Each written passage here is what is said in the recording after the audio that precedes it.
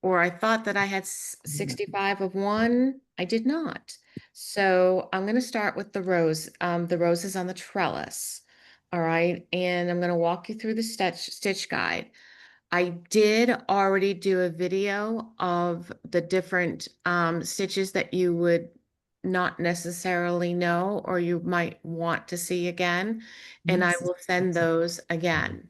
And just to, and the two that you're getting, the two that I'm showing today have the same background. You will be getting another skein of the green for the next one. All right. So this is the rose with, I don't know how many of these got, only 9 people got the one with the roses on the trellis. Okay. And the roses themselves are just French knots. And then and then the background is a skip tent.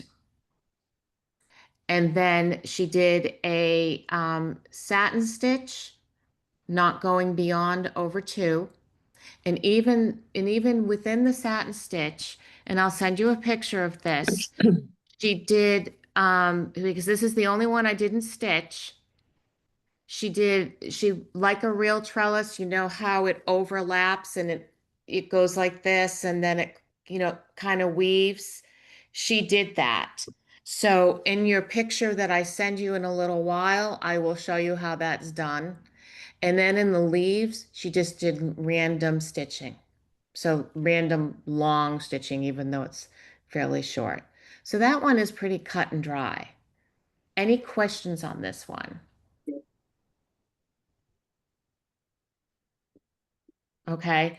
And like I said, I went back and I did another French knot because I know a couple of people are having problems with the French knot on in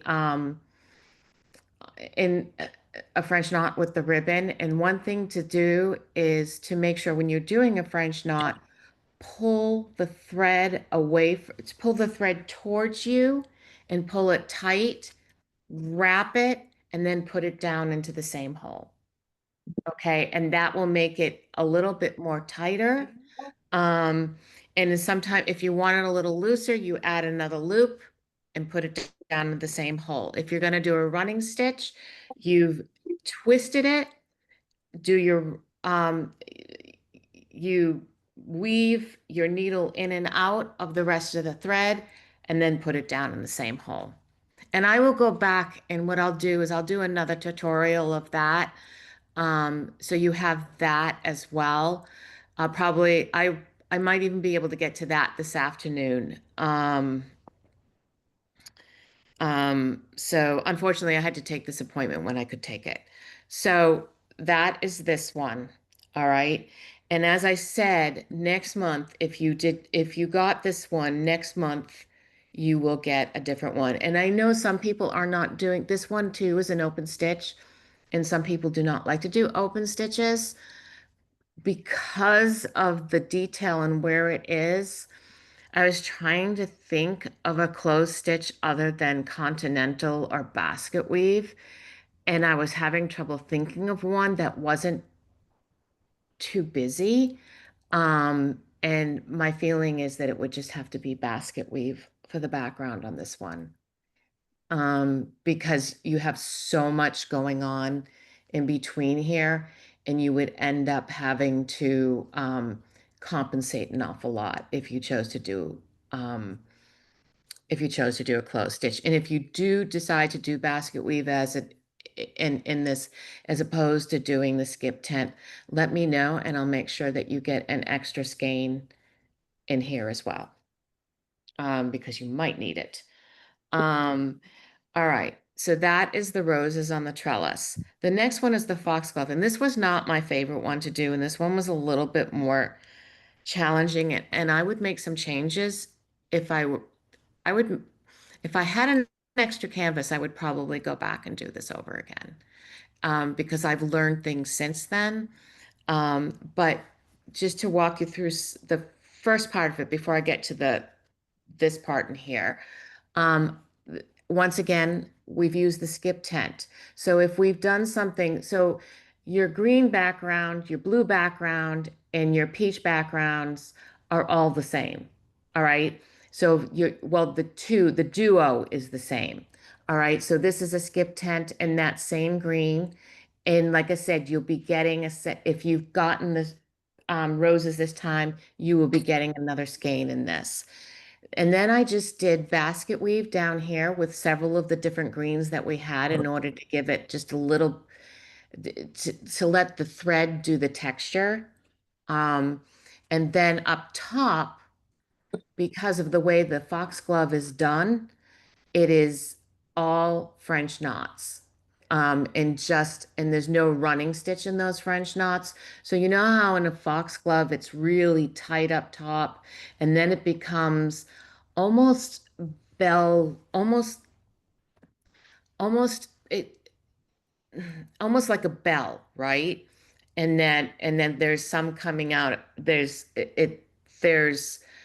the only way I can describe it is a bell, and then there's some. So this would be underneath the bell, and it just and when I'm looking at this canvas and I'm looking at the canvas itself, it is it you have layer after layer after layer. All right. So what I did is I started with the most underneath layer and I did a Japanese ribbon stitch. All right, so I used a size 7 and a size 13 count ribbon. Start with your size 7 because your size 7 is the smallest and it's underneath. And size 7 you'll use up here as well. All right, and do in the Japanese stitch, it's a straight stitch with a little, what you do is you poke a hole into the ribbon where you want it to end, and it can have a little bit of a curl in it at the end. You will get this video. I've already done it.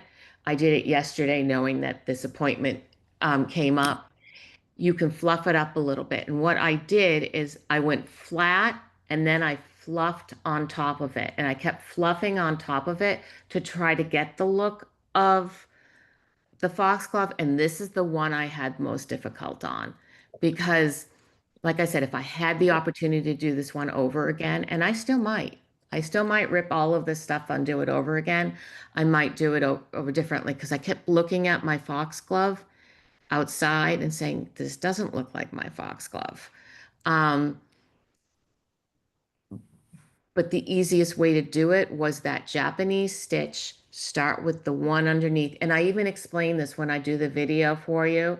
Start with the one underneath and layer on top with your other colors. So you'll be laying on top with your 13 count. Okay. And this one, whoever's not doing an open stitch on this one, you could do a different stitch here. You don't have as much compensation. So take a mosaic, take a Nabucco, take whatever you want to take, and you could play with a different stitch because this is quiet down here. You won't interrupt this up here.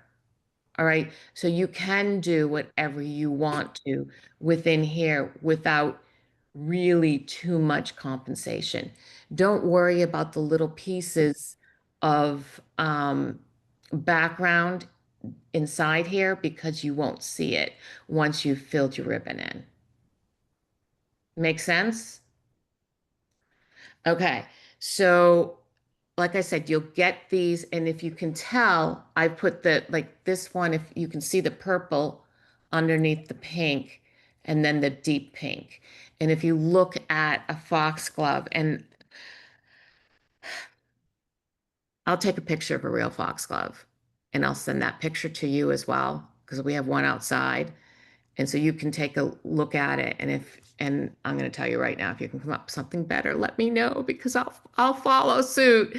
Um, and we'll and but the top is really easy. It's just little French knots. Um, and you're going to use that size 7 ribbon. And then you're going to use size 7 and size 13. in the as you go down, and start with your size 7 because that's the one that's underneath, and then put your size 13 over it. It'll cover totally. Any questions? Well, you keep saying, Michelle, that you would do a different. Would you do a different stitch, or are you like the stitch? Is it just the look, or what? It's the look.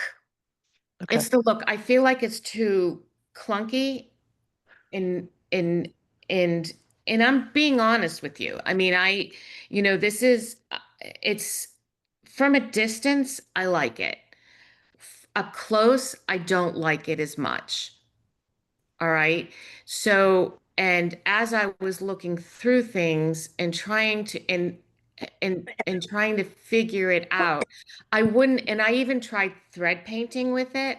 So if you're going to stitch it and not do ribbon with it, the only thing I came up with was doing basket weave in order to get all of those colors in, because even thread painting, because I did try it, wasn't really working the way that I wanted it to work.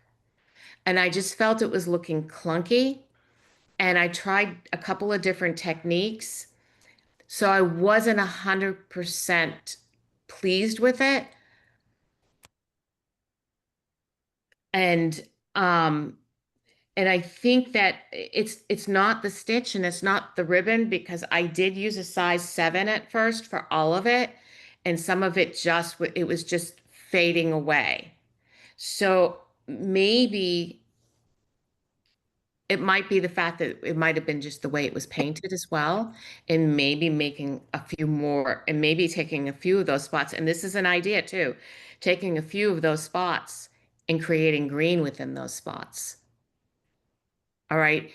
That might loosen it up a little bit and not make it look as clunky as mine does. I don't have a blank one with me, but does anybody here have the foxglove? Okay. So what I'll do when you get the foxglove next month, Denise, Yes, do you have the foxglove? no. Okay. I wasn't sure whether you got it or not.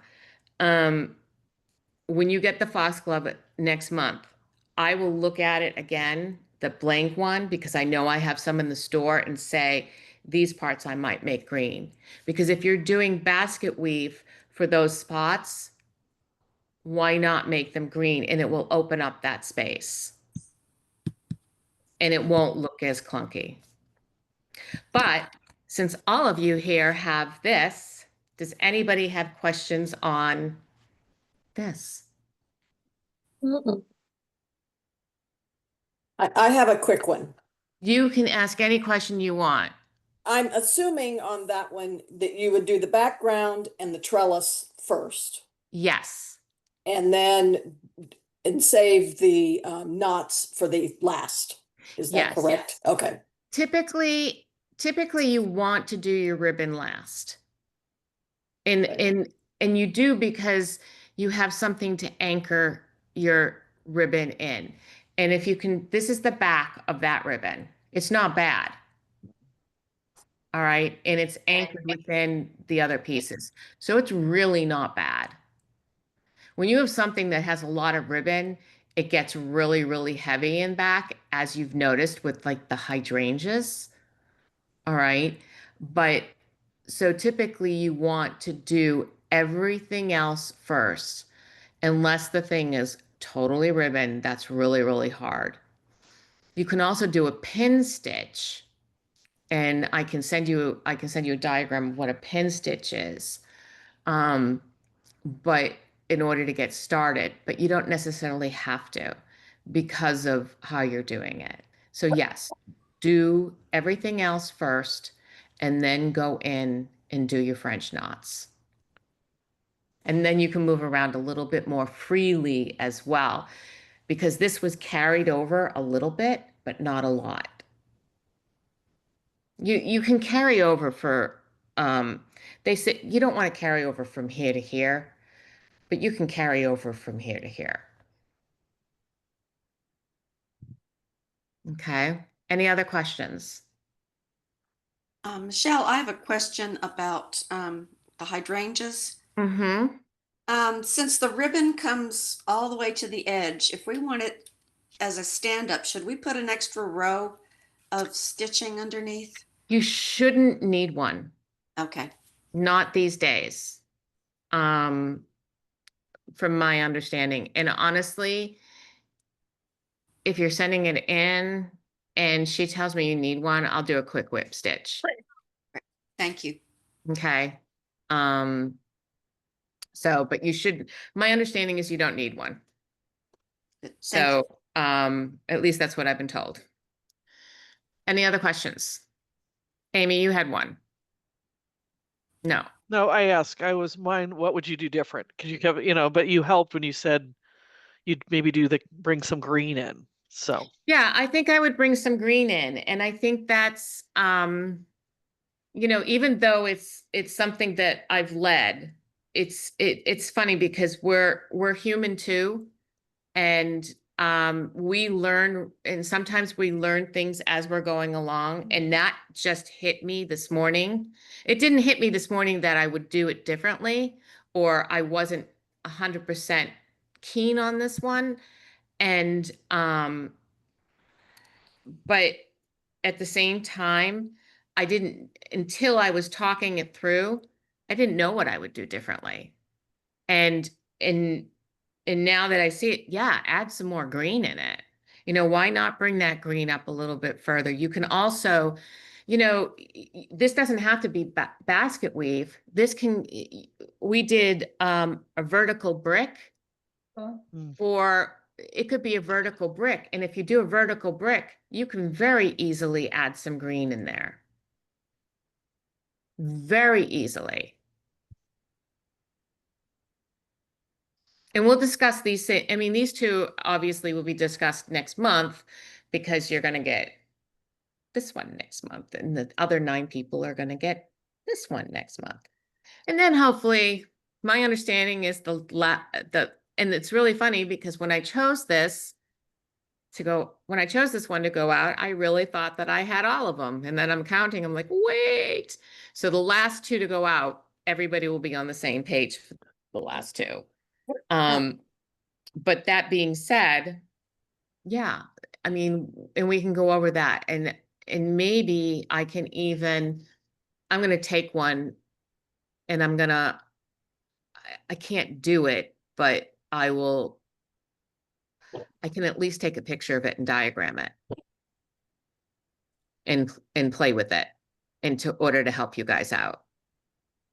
Now, would you do the trellis first or the background? I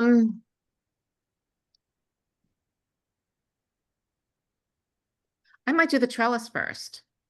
Okay, that's what I was thinking. Yeah, go ahead and do the trellis first. I mean, once you get your background started, it's fairly simple because it is a skip tent, but I would do your trellis first and then just make your way, I would take and then when you do this, take your longest place that you can start a stitch, the longest row that you can that you can go, and set it up that way. Set your skip tent up that way. The trellis? Not the trellis, but the background when you're ready to do the background. I always go, if you think about your background, I'm never really starting at the edge. I'm usually starting, especially when you have a decorative background, you're going to start elsewhere. Okay. For example, I'm working on a piece now. I took a class over the weekend. Oh, I took a class Monday night. And the background is, it's a trellis. Okay. And it's counted out. So the bottom is a trellis stitch and then it's a trellis. Okay. So there's a lot of counting and it's actually 10 up and 10 across. But that being said, you have to set it up so I started, but I was looking at the diagram and I just winged it. That being said, if you set it up, you're going to set it up probably at one of your longest, either here or something like here, at your longest row that you can do a stitch at. It just makes your life easier as you're going along. So, and yes, I am doing some of my ribbon work before I should be doing my ribbon work, but it was a class. So, and it just makes your life easier. So the general rule is when you're doing a background stitch, if it's a decorative, set it up so you have a long area to go across. All right. If you're doing ribbon, always do your ribbon and your beads last. All right. I don't know about you, but I put my stretcher bars in the well. All right. So this doesn't get, I'm not hitting it with my hands all the time because our hands naturally have oils on them and I'm not hitting them with my hands all the time. And it keeps them from, getting caught and things like that. So, because most of us don't stitch in the well on a normal some of us don't even stitch with stretcher bars a lot. But if you do it on top, you're more likely to get something caught. So in the well, do your background, your trellis, your leaves, and then your ribbon. And then if you have beads in it, your beads last because you can secure them easier. And you have places to anchor everything. So I have a Do we question. have beads on this one? Can you hear me? I can hear you. Michelle, so I got the foxglove. Should I wait to see what you're going to do with it before I do this one? You can do the background. Huh? You can do the background. Start the background. You can start the background. You can start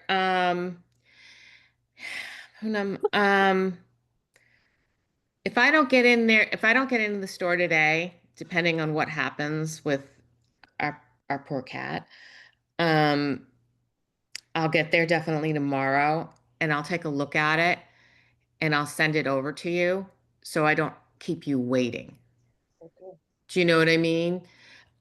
You're such a great, you've done such a beautiful job with your ribbon that I think you can, I think you have the ability to find your way, but I'll look at it for you in the morning. If I don't look at it today, I will definitely look at it for you in the morning and I'll send it over to you.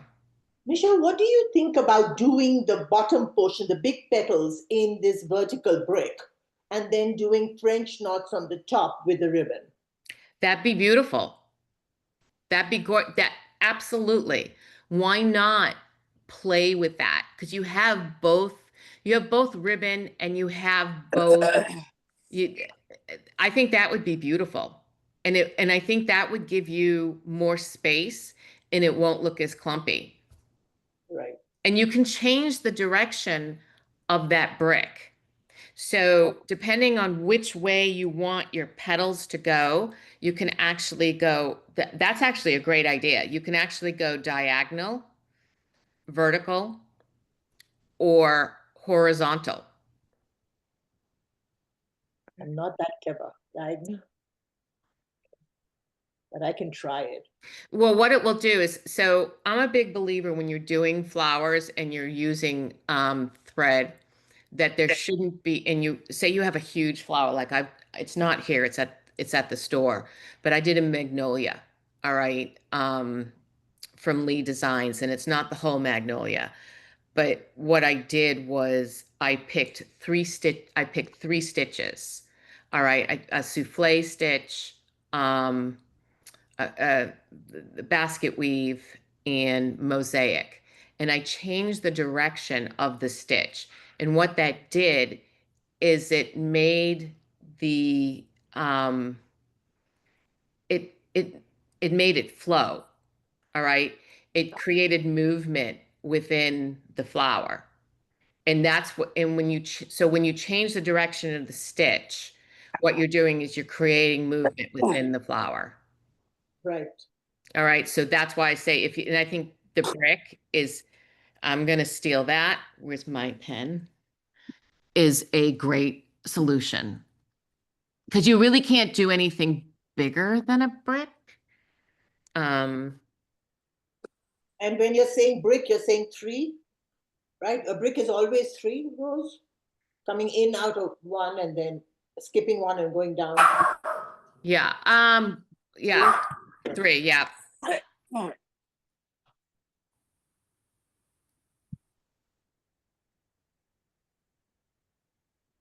I think that would be perfect. And the colors are so rich on this. They are rich. And I think that I love that idea. Oh, we'll try it. Otherwise, we'll rip it out. Wow. I know. But I think that's a great solution. And it still gives you the richness of being able to use the ribbon up top and then moving into and using that thread down the bottom. So in your sample, you have used French knots on the top in green as well. Yes. Would you suggest that still? Yes. Okay. I have no problem with the top of mine. It's the bottom part. It's the bottom portion. Yeah. It just gets heavy. And by the end of the day, it could be ripped out and I could be using thread.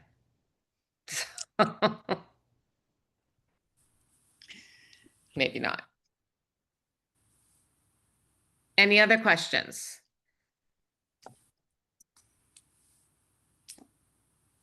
I don't think so. And how is all the other ones coming along? The knot.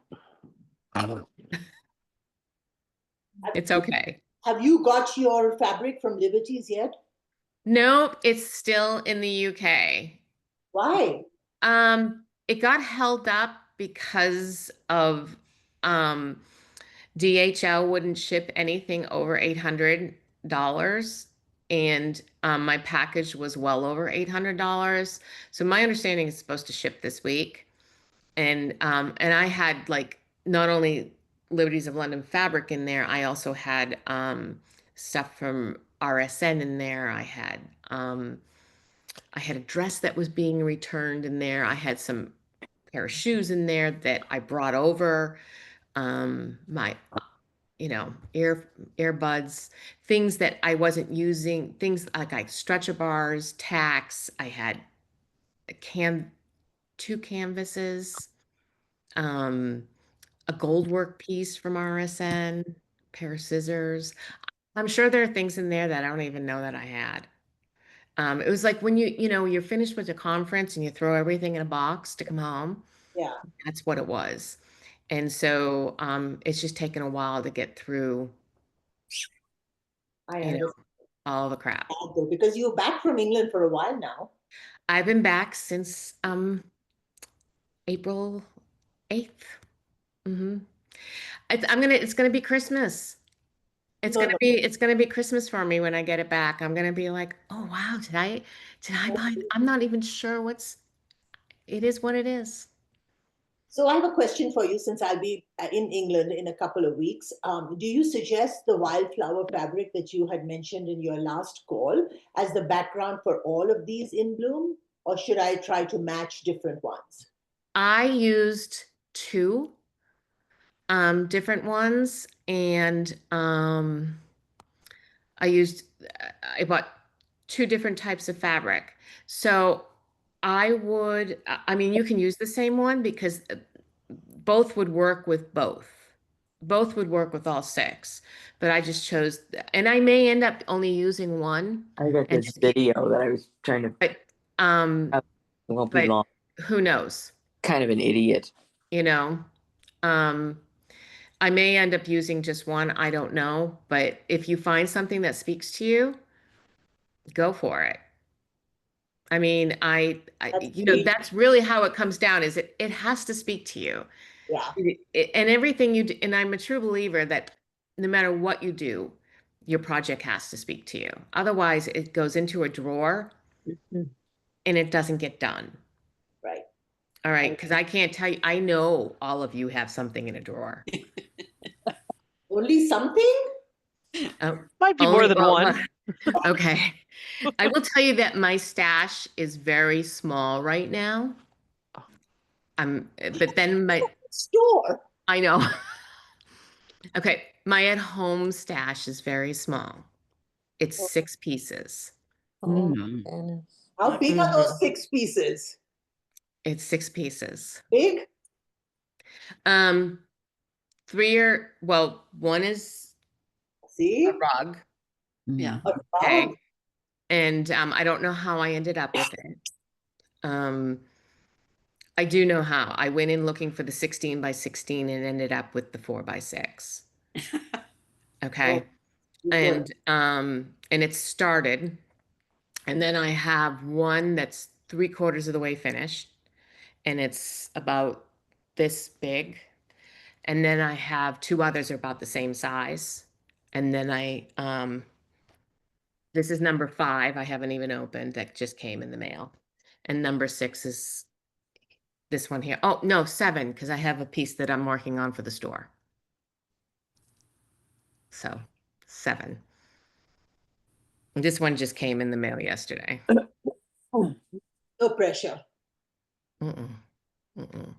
And the one for the store is a class that I'm doing in September, so I don't feel pressured. I'll do it next week. I'll work on it more next week. I'm kind of distracted. Yeah. That's the problem is other canvases get me distracted. So, it's okay. It's all right. But you have to do something you love. And that's the bottom line is like you have to do something you love. And then you won't, and then you'll get it done. You'll enjoy it. I mean, you guys see how many flowers I end up picking up during the course. Like if you told me I couldn't do nothing but flowers, I'm like, okay, fine. Beautiful. I love this, Michelle. That's great. Yeah. So, And then you get a new canvas in the mail and you want to start it right away, even though you don't have time. well, I haven't even opened this one. I know what it is. I haven't even opened it, and it probably won't get open for a couple of weeks, only because I do know what it is. But it's one of those canvases that will take only a couple days to do. Those are nice to have in between too. Like to have just a basket weave canvas in between is really therapeutic. It is. It really, it is. It's been, I don't know about you guys, but I don't know if you're daytime stitchers or nighttime stitches or anytime you can fit it in stitchers. Um, but for me at night, it's very therapeutic. I have the cat on one side, the dog on the other side. And if something doesn't have dog hair, cat hair in it, it's not done. But True. it's very, very therapeutic. Well, And it's even lighting too. It's like time of day, depending on when you're stitching. There's certain stuff that's easier to see in the daytime. Yes. oh my gosh, I've been in the position. So we have a family room and it has a skylight. And if I'm working on something like on a Sunday afternoon, there are times where I am moving from chair to chair to chair to chair to chair to get that Oh. sunlight. Mhm. It's hilarious. And it's like, so every 10 minutes I'm moving. And Right. husband will look at me, he goes, "What on earth are you doing?" I'm like, "I need the light." And every light in the room is on, by the way. Mhm. But I'm moving around because that light is perfect. So I understand that perfectly. Wow. Mhm. Yeah. So if you need anything, let me know. I Yes. will upload this video in a little while. I will send you this video along with the tutorials. And I will get that diagram done, but I love the idea of the brick. Thank you, Poonam. And if you need anything, if you've run out of anything, let me know.